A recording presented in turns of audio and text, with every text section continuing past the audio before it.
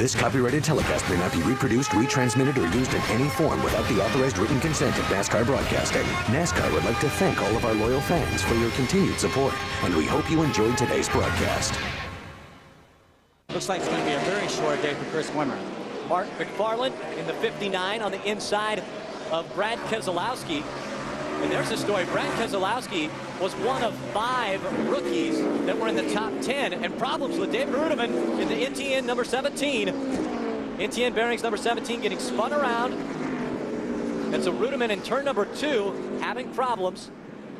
It doesn't look like he made contact with anything, but he is this year. Yeah, Bobby's trying to overcome that. Spin. Terry McDonald in the 72 gets spun around, and the field misses her as they go through turn 2. That's the second time we've had a spin in turn number 2, and that brings out our second caution. We're under our third caution because of Kelly Sutton getting spun around in the Team Copaxson 02 on lap 50. Let's take a look at how that happened. See Kelly right there on the outside of the racetrack. Jack Sprague got into Kelly, got in the back of Kelly. So that's the second lap truck that Jack's. But it surprised me a little bit that Travis was one of the trucks that stopped so early since he was so good. But his progression had probably stalled when he got to 13th. The farther up you go, the better trucks you get to, and the harder it is to pass them.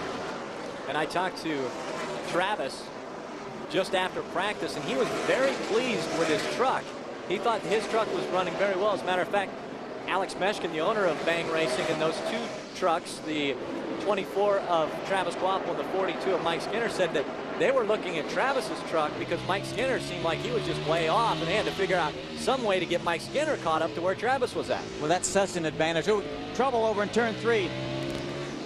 Big crash. Tina Gordon, Terry McDonald, and it looks like the Goodyear 59 of Mark McFarland involved in that as well.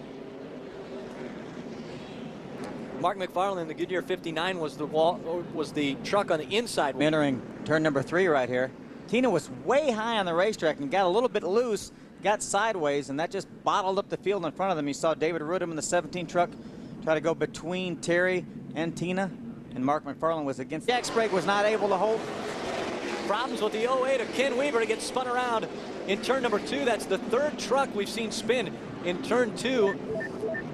And so Ken Weaver brings out caution number 5 for the NASCAR Craftsman Truck Series. Well, let's take a look at why we're under caution number 5.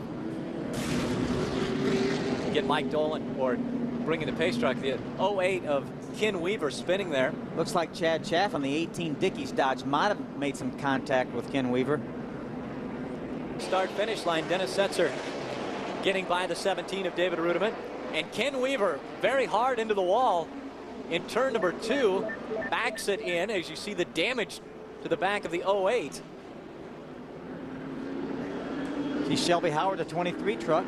He was involved along with Tracy Hines in the 88 truck. Ken Musgrave again takes the green for Dennis J. You know, the Ohio area is a tremendous racing area. I grew up in Detroit, Michigan, just about 50 miles north of Ohio. Used to go to Toledo Speedway every Sunday night, but they've had so many. Take a look back at that pass. They got seized up right there. Jack got in the back of Travis Quapple, the 24 truck. Now they're going to go down in turn number 1. Jack got a little bit sideways, got in the back of the 18 truck on the bottom of the racetrack. If it's a good truck against a good truck. Now you can pass a slower truck. There's Bill Lester. Lester spinning around on the back stretch, and that brings out caution number 9.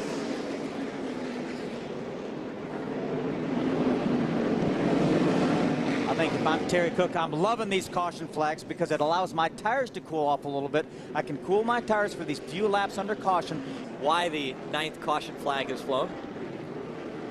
Bill was right in between Travis Quapple, Mike Skinner on the inside and another truck on the outside. I think it might have been John Wood.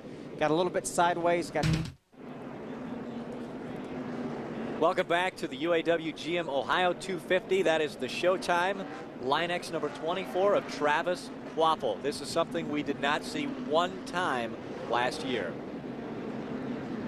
As you mentioned, Rick, only one unfinished lap in the entire 2003 season for our champion, Travis Quapple. Now, that was a different team, but nonetheless, Travis Quapple, a very consistent up front runner. Kelly Sutton spinning around the O2, bringing out caution number 10.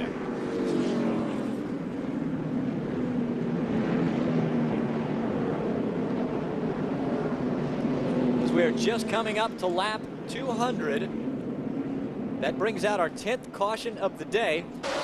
The NASCAR Craftsman Truck Series does not end under caution. We have a green-white checkered finish. And a caution has come back out. Bill Lester has spun around in turn 2. Well, that's going to help these guys. That's going to be a little bit more fuel they're going to have. They don't burn as much fuel on the caution laps as they do on the green flag laps. So each one of those guys that may be a little bit close on fuel mileage loves to see that caution flag. And Terry Cook.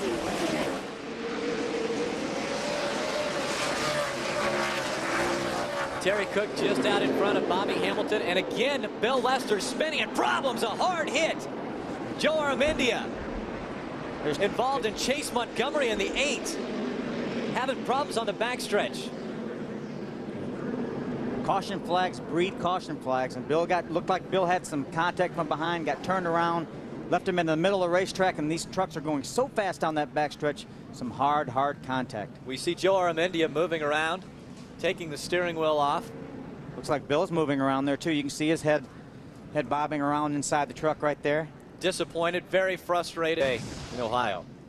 I think Bill Lester's going to got a little help getting turned around there. He wasn't quite able to keep it on the bottom of the racetrack. Look, they're 3-4 wide there. Carl tried to avoid him, and two trucks had nowhere to go. The 31 of Joe Armendia, it looked like Chase Montgomery in the 8 truck, had nowhere to go, ran into the side of him. There's Steve there. That's the 78 of Charlie Bradbury. Turn around, and Steve, again, nowhere to go, a victim of circumstances. Rick Crawford on the inside of Mark McFarland trying to take over. Got a caution flag on the racetrack.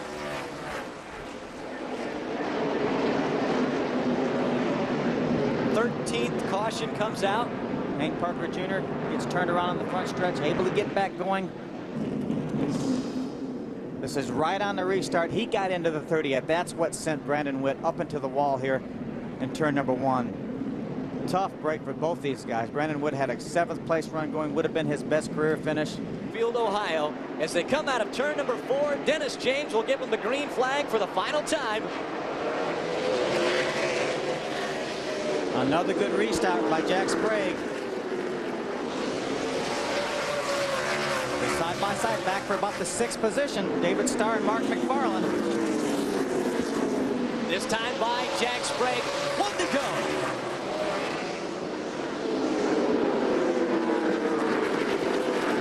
I don't think Dennis is going to have anything for Jack Sprague. He's got about 2 truck lengths to make up. It's not going to happen. It's going to be Jack Sprague, Rick. 3 and 4.